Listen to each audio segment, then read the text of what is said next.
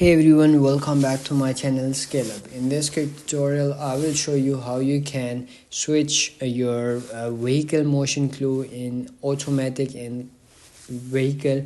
So you can do it by the same steps I can show you. Go to your iPhone settings and then go to accessibilities.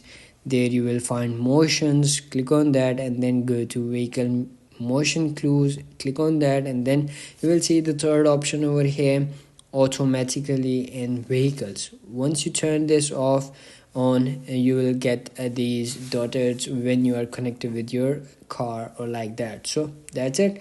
If you found this video helpful, don't forget to like my video, subscribe my channel Scale Up, and also drop me a comment for more tips and tricks videos. Thanks for watching. See you in the next video. Have a nice day. Bye bye.